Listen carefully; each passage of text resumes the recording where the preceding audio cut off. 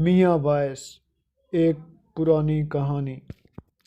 کہانی کا شب سنتے ہی ہم کہتے ہیں کہ اس کا واسطہ حقیقت سے نہیں ہے، وہ یا تو کسی کے دماغ کی اپج ہے یا پھر دل کی چاہت۔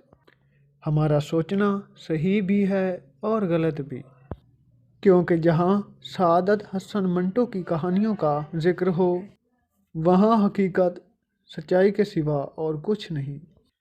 منٹو کی زندگی 43 برس کی تھی، مگر وہ آج بھی ہمارے دلوں میں زندہ ہیں۔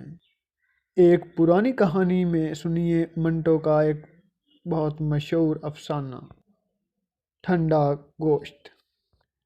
ایشور سنگھ جوں ہی ہوٹل کے کمرے میں داخل ہوا، کلونت کور پلنگ پر سے اٹھی، اپنی تیز تیز آنکھوں سے اس کی طرف گھور کے دیکھا اور دروازے کی چٹخنی بند کر دی۔ رات کے 12 بج چکے تھے۔ شہر کا مضافات ایک عجیب پراسرار خاموشی میں غرق تھا۔ کلونت کور پلنگ پر آلتی پالتی مار کر بیٹھ گئی۔ ایشور سنگھ جوں غالباً اپنے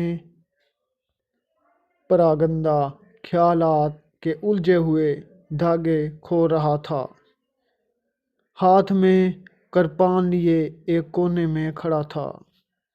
چند لمحات اسی طرح خاموشی سے گزر گئے۔ کلونت کور کو تھوڑی دیر کے بعد اپنا آسن پسند نہ آیا اور دونوں ٹانگیں پلنگ سے نیچے لٹکا کر ہلانے لگی۔ ایشور سنگھ پھر بھی کچھ نہ بولا۔ کلونت کور بڑے بڑے ہاتھ پیروں والی عورت تھی، چوڑے چکلے کولے تھل تھل کرنے والے گوشت سے بھرپور، کچھ زیادہ ہی اوپر کو اٹھا ہوا سینہ، تیز آنکھیں، بالائی ہونٹ پر بالوں کا سرمئی غبار۔ تھوڑی کی ساکت سے پتہ چلتا تھا کہ بڑے دھڑلے کی عورت ہے۔ ایشور سنگھ گو سر نہوڑائے ایک کونے میں چپ چاپ کھڑا تھا۔